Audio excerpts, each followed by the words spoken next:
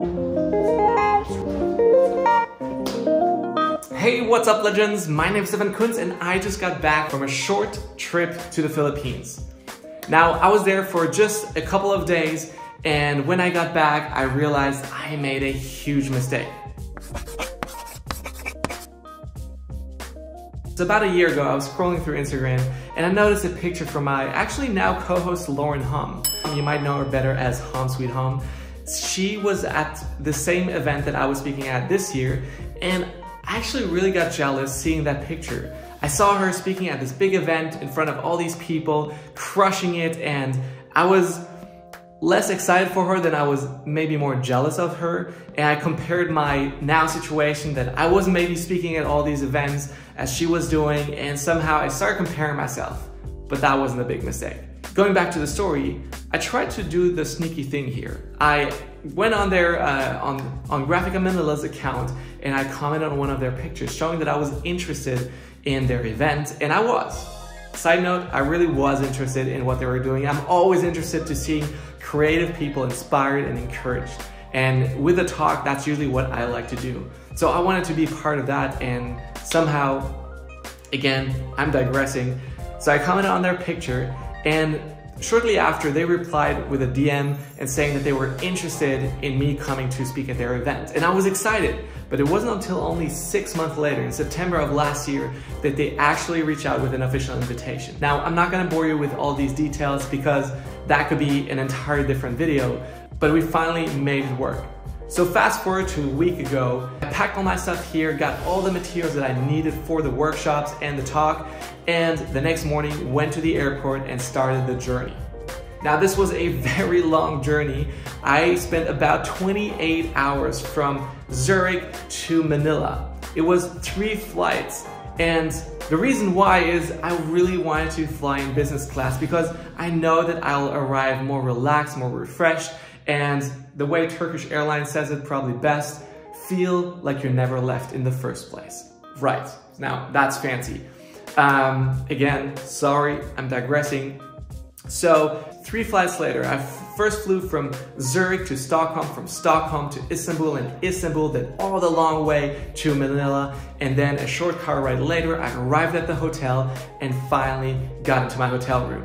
But because of the 6-hour time difference, I didn't really feel tired, so I wanted to try to do something to tire myself out. So I went to the pool, I went for a swim, and then afterwards went to bed and slept for 5 hours. Now I woke up at 3:30 in the morning, which was way too early, and I didn't plan or expect that I would, but I was really wide awake and I couldn't sleep anymore.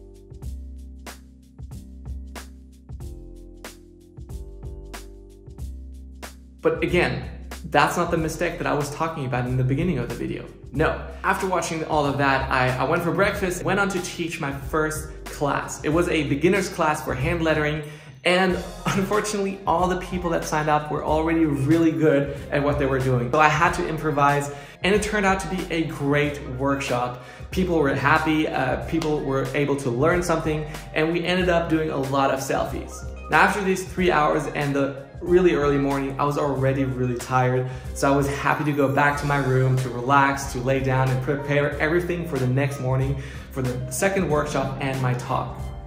After a little bit of relaxing, I actually felt really good again, and so I decided to go and check out the venue. Now that's when it happened.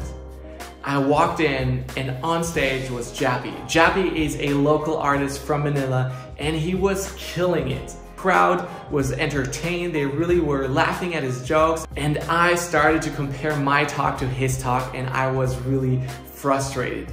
There were so many things that I felt was wrong about my talk and I should change everything. So I went back to my room and actually tried to rewrite the whole thing. I was spending so much time in my room trying to come up with new ideas, making some similar jokes or some similar points as Jappy was doing. Only when the sun was setting did I realize how stupid I actually was. I was comparing my talk to someone else's talk and was doing it the wrong way. So as the former US President Roosevelt said it best, comparison is a thief of joy. So here's what I learned from this experience and how I want to stop myself in the future from comparing myself to others. Number one, triggers. What triggers comparison for you? I've learned that for myself, that I usually will start comparing myself if it's something that is very important to me or that I've worked hard to get. For example, for me in this case, it really started with Lauren already, that she was doing presentations. That was something that I wanted to do. And then when I was actually doing it or was about to present, I saw someone else do it and kill it. And that's also something that I really wanted to do. So everything around that revolved around me doing something that others were doing that I wanted to see myself in. Another example, different from speaking, is that whenever I'm interested in a girl, I would actually start to focus on who she's hanging out with. And whenever she's hanging out with other guys, then I'm always gonna compare myself to these guys.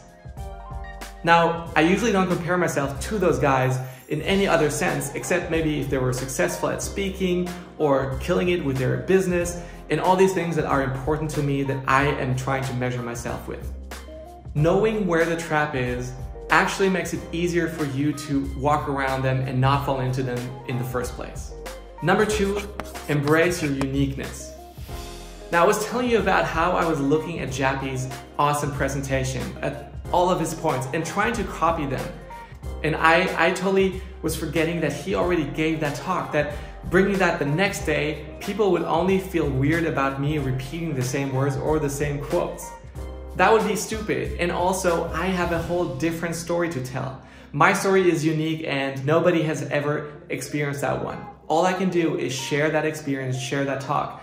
Because my talk was about overcoming everyday excuses to push your creativity. Now, this really sums up a lot of my creative journey and how I'm trying to encourage and inspire other artists. Jappy was doing that with his story and doing it really well. And together, actually with Jappy together, encourage everyone in that audience.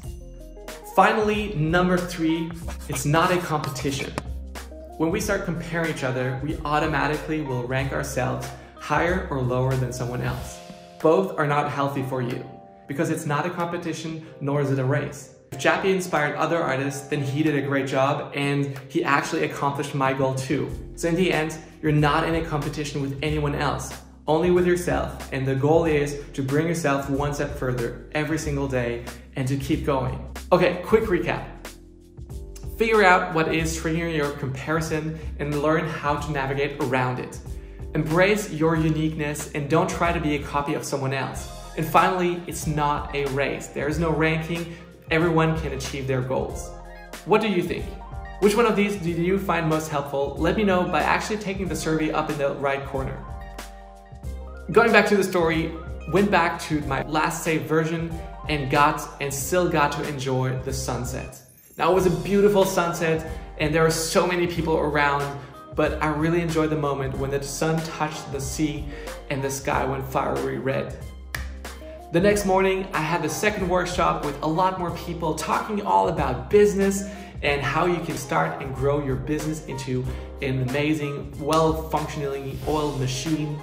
On the second day, I sat into the talks and I actually got back into the same comparing method, and I decided right then and there to actually get up, walk around, because until I had my talk, this wouldn't let me go, and I wanted to be in the best possible headspace.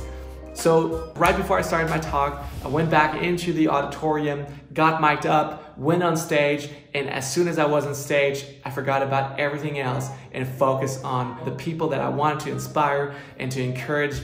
Now, of course, there's still so much more that I can improve, but so far, I'm happy with what I got to deliver, and I'm excited for the next speaking engagement. And 28 hours and 3 fights later, I'm back here, back at home, back in the studio, and I'm excited for what the future holds, and I learned a lot of new things, and I hope you did too. So I really enjoy reading your comments. So for example, we have Patrick Lee or Quiolo. I've been following you since 2015. The long wait is over. I'm finally going to meet you in Manila. See you soon. And I'm excited that I got to meet you there in Manila and so many others of you. So thank you guys so much for commenting, for watching, and hopefully you subscribe to see all the future videos that are coming up. And I can't wait to share what's happening next and to take you along the journey of how to be a creative and how to navigate all that. Keep creating and see you in the next one.